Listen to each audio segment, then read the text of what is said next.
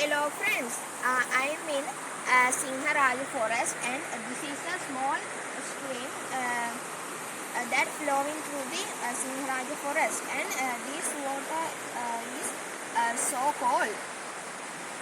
In Sinharaja forest there are so many endemic plants and animals.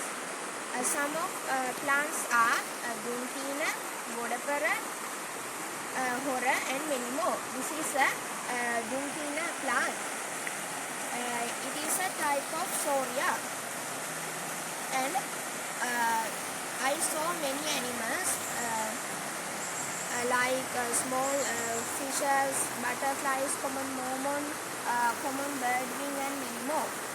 You can see small two streams are combining in this area.